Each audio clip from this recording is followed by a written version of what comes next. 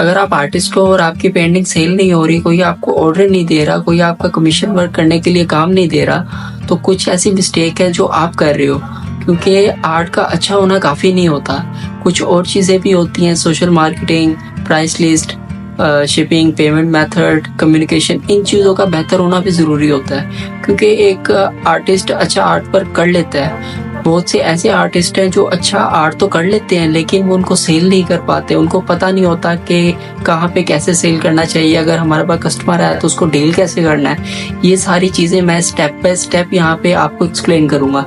आप अपने नोट्स बना लो, कहीं पे भी लिख लो, कुछ भी मतलब स्टेप जो मैं आपको बताऊंगा आप उसको नोट करते जाना, क्योंकि ये बहुत ज़्यादा इम्पोर्टेंट है और आपके लिए बहुत ज़्यादा हेल्पफुल है। तो आप एक एक स्टेप को आराम आराम से समझना।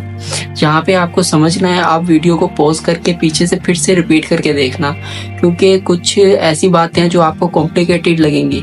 अगर आपने क्या करना है, वीडियो को थोड़ा पॉज कर लेना है, कुछ लिख लेना है, उससे ये होगा कि आपको भी रिवाइंड होता जाएगा और आपको पॉइंट्स क्लियर होंगे कि क्या क्या मैंने बात की थी।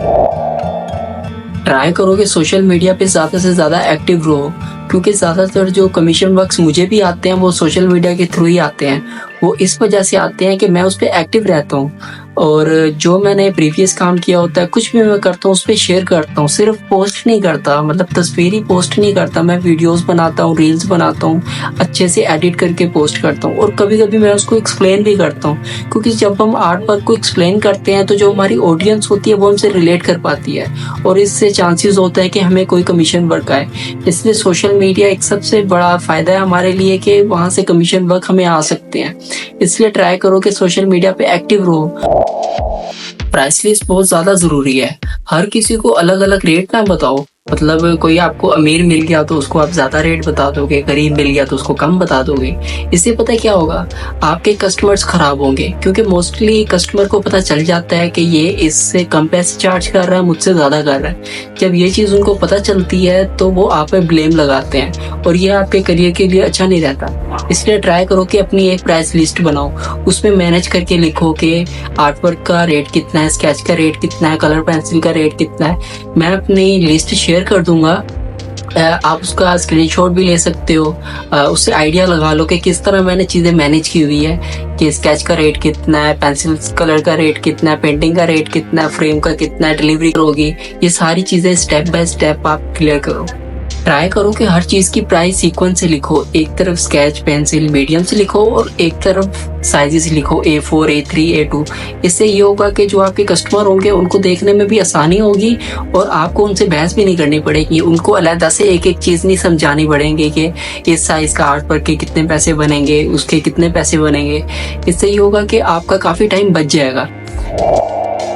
कभी भी खुद के आर्ट वर्क्स या स्केच या कमीशन वर्क के रेट खुद कम मत करो। ट्राई करो कि कस्टमर को कम करने दो, क्योंकि आप खुद सोचो, जब आप किसी शॉप पे जाते हो और आपने कोई चीज़ खरीदनी हो, फॉर एग्जांपल शूज़, जब आप शूज़ की शॉप पे जाते हो और कस्टमर और बायर को बोलते हो कि मुझे शू चाहिए, जब वो आपको दिखाता है और खुद ही बोले कि सर ये आपके लिए मैं डिस्काउंट कर दूंगा, बहुत सस्ता है, ले लो, तो आपके दिमाग में शक ज़रूर पैदा होगा कि इसमें कोई ना कोई फॉल्ट होगा, इसलिए मुझे सस्ते में दे रहा है। इसलिए ट्राई करो कि कस्टमर को ही रेट कम करने दो। जब वो खुद स्ट्रगल करके रेट कम करवाएगा तो उसको अच्छा लगेगा कि मैंने इससे रेट कम करवाया। आप खुद कम करोगे तो उस पर बैड इम्पैक्ट पड़ेगा कि इसके पास कस्टमर नहीं है या इससे कोई काम करवाना नहीं चाहता, इस वजह से ये रेट कम रेट में मुझे बना के दे रहा है। कमीशन वर्क में कभी डिस्काउंट मत दो, कभी रेट कम मत करो, क्योंकि जो आपके अपनी पेंटिंग्स होती है, अपने आर्ट वर्क्स होते हैं, उसमें रेट कम किया जा सकता है, ठीक है। उनमें तो मैं कहता हूँ कि आप खुद रेट कम करके उनको कुछ ना कुछ थोड़ी सी डिस्काउंट दो, उससे अच्छा इम्पैक्ट पड़ता है। जो आपकी अपनी कलेक्शन होती है, जो आपने खुद किया होता है, उस पर रेट कम किया जा सकता है, लेकिन जो कमीशन वर्क होते हैं उनमें रेट कम नहीं करना चाहिए। अगला पॉइंट बहुत ही ज़्यादा इम्पोर्टेंट है, कम्युनिकेशन बहुत ही ज़्यादा ज़रूरी है हर फील्ड के लिए। आर्टिस्ट के लिए तो कुछ ज़्यादा ही ज़रूरी है, क्योंकि मैंने अक्सर देखा है कि आर्टिस्ट कस्टमर से लड़ने लग जाते हैं।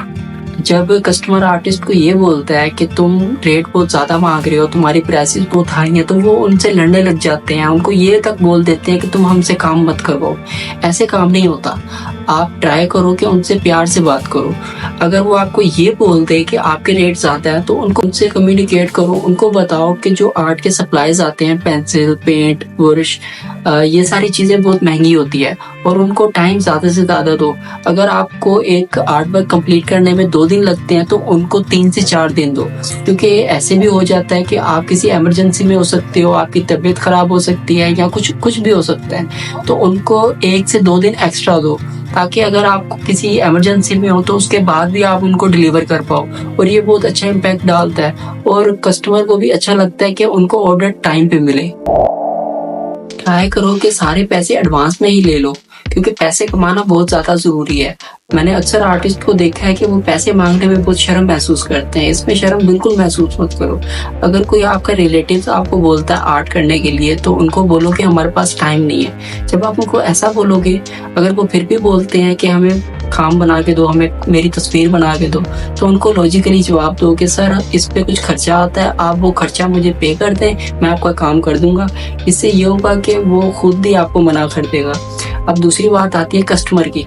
कस्टमर को ये बोलो कि सर एडवांस पेमेंट ही होती है 100%। अगर वो आपको मना कर दे या ये बोलते कि हमें आप पे यकीन नहीं है या श्योरिटी दो, तो उनको सैंपल्स दिखाओ, जो आपने पहले से काम किया होगा उसके सैंपल्स दिखाओ और उनको रिव्यूज भी दिखाओ। रिव्यूज से याद आया, जब आप कोई कमीशन वर्क करते हो तो उसके रिव्यूज जरूर लो। जो कस्टमर होता है उससे पूछना जरूर कि आपको मेरा पेंटिंग या आर्ट वर्क स्केच कैसा लगा। जब वो रिव्यूज देगा तो उसको क्लिक करके उसको नेक्स्ट कस्टमर को दिखाओ। इससे ये है कि आपको अच्छी रेटिंग मिलती है और आपके काम की ज्यादा तारीफ होती है। अगर कस्टमर फिर भी ये बोले कि आप काम स्टार्ट करो, मैं आपको पे कर दूंगा, तो उनको लॉजिकली जवाब दो। उनको बोलो कि सर आप हमें पे करेंगे, हम उससे आपके आर्ट का पेंट लेंगे, कैनवस लेंगे, पेंसिल्स लेंगे। जब आप उनको ये बोलोगे तो उनके दिमाग में आ जाएगा कि हम इनको पैसे देंगे तो ये उनका सामान लेके हमारा काम करेंगे। ये चीज भी अच्छा इम्पैक्ट डालती है। अगर वो फिर भी बोले कि आप काम स्टार्ट करो, हम आपको पे कर देंगे, तो उनको बोलोगे सर आप 50% पहले पे कर दो, 50% बाद में पे कर दो, क्योंकि कुछ ना होने से कुछ होना बेहतर है।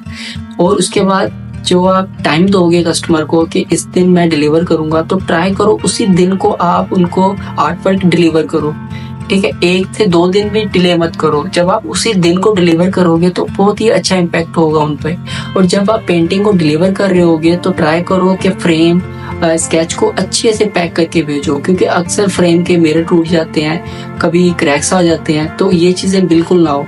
पैकिंग में बिल्कुल कॉम्प्रोमाइज मत करो, क्योंकि आपकी मेहनत लगी होती है और जब आप टीसीएस कर रहे होते हो तो उसी में कुछ ना कुछ मसला हो जाए तो अच्छा नहीं लगता। इसलिए ट्राई करो कि अच्छे से पैकिंग करके उसको डिलीवर करो। और जब कस्टमर के पास ये चीज पहुंचती है तो वो उनका दिल खुद से खुश होता है कि आर्टिस्ट ने अपना काम अच्छे से किया है। आई होप कि आपको ये वीडियो अच्छी लगी होगी। अगर अच्छी लगी है तो लाइक जरूर कर लेना और इसको शेयर करना। अगर कोई आपका आर्टिस्ट दोस्त है उसको ये वीडियो जरूर शेयर करना, ताकि उसको पता चले कि प्रोफेशनली कैसे काम करते हैं। क्योंकि मैं भी स्टार्टिंग में कमीशन वर्क्स नहीं कर रहा था, मुझे नहीं पता चल रहा था कि कैसे कम्युनिकेट करते हैं, लेकिन अब सही से कम्युनिकेशन हो रही है और सही से ऑर्डर्स आ रहे हैं। आप भी अपनी प्राइस लिस्ट सेट करो, शिपिंग करो, जो जो चीज़ें मैंने बताई हैं उन सब पे काम करो। सोशल मीडिया पे एक्टिव रहो, पोस्ट करते रहो। इससे ये कि ऑडियंस को पता चलता रहेगा और आपको ऑर्डर्स खुद ब खुद आएंगे।